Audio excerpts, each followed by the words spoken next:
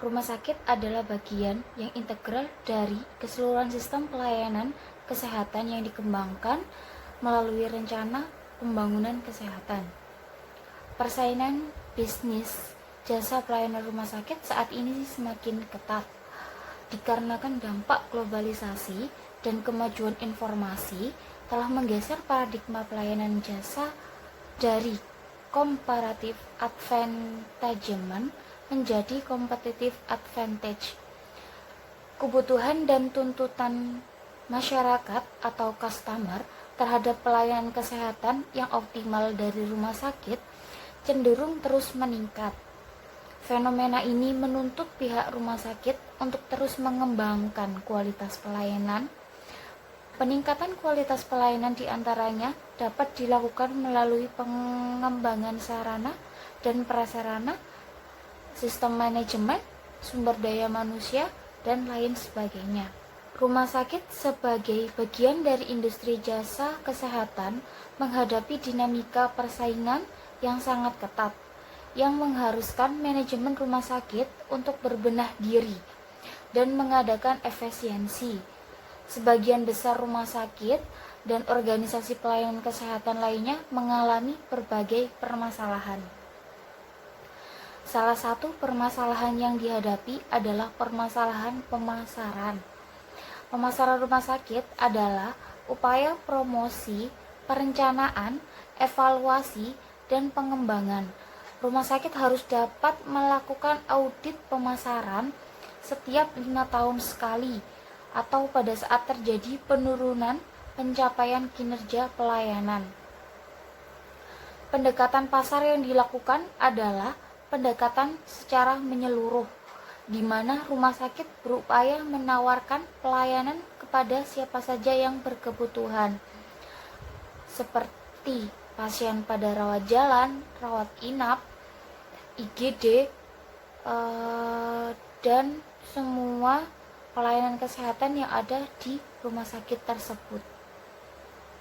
Di rumah sakit, faktor yang melatar belakangi penerapan pemasaran di rumah sakit adalah yang pertama, utilisasi rendah oleh pasien sehingga diperlukan peran pemasaran sebagai ajang melakukan kegiatan promosi untuk memanfaatkan pelayanan rumah sakit dan mengatasi masalah kesehatannya.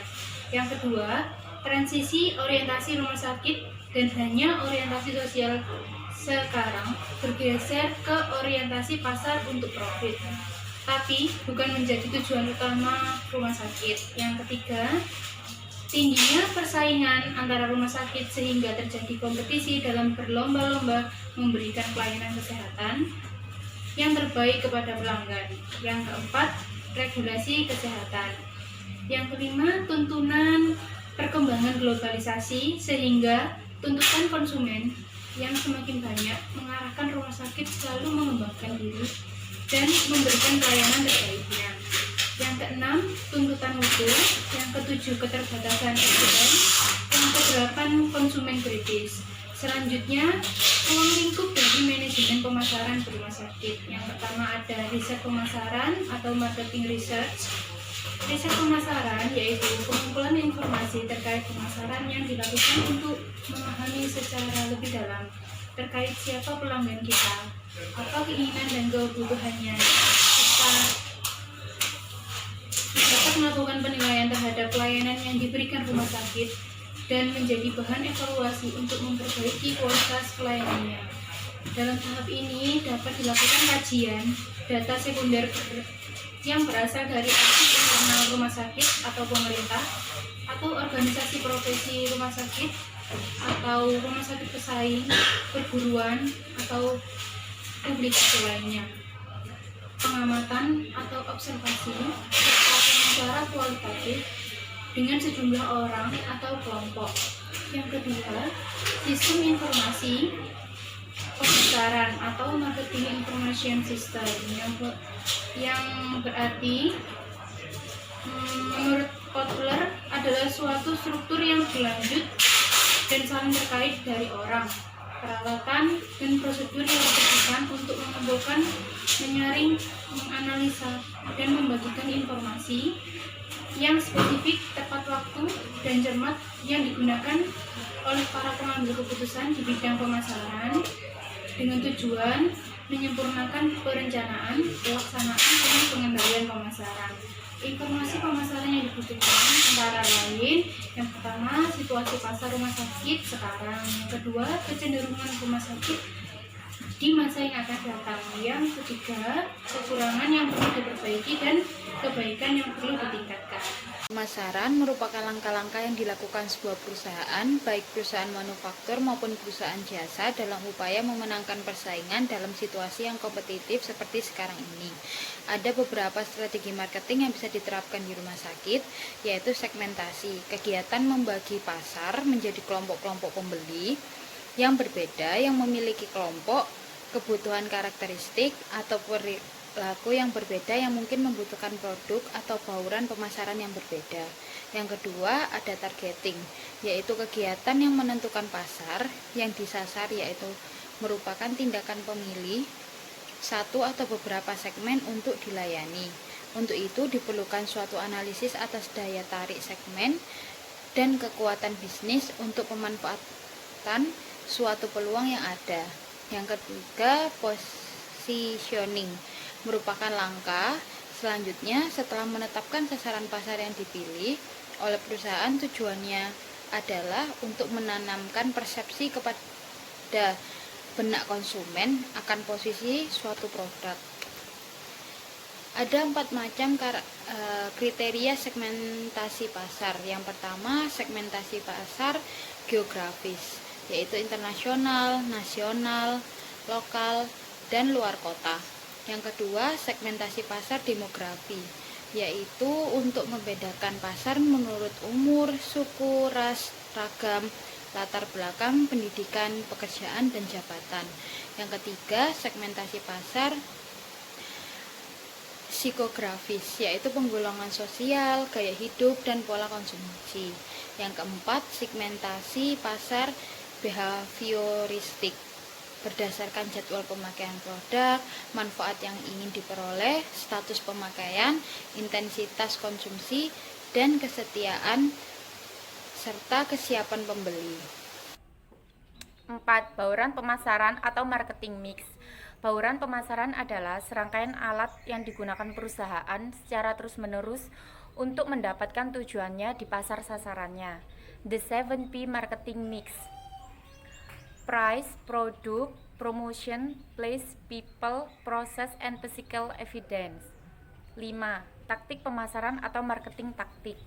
Taktik pemasaran adalah suatu cara yang jitu yang diterapkan oleh pihak rumah sakit selama memberikan pelayanan kepada pelanggan rumah sakit untuk memenangkan kepercayaan dan dapat mempertahankan loyalitasnya terhadap rumah sakit. Salah satu taktik yang digunakan rumah sakit adalah membentuk hubungan dengan pasien melalui komunikasi yang efektif, yang dengan kata lain disebut dengan Customer Relationship Marketing atau CRM. Sebuah sistem Customer Relationship Marketing harus bisa menjalankan fungsi A. Mengidentifikasi faktor yang penting bagi pelanggan, B.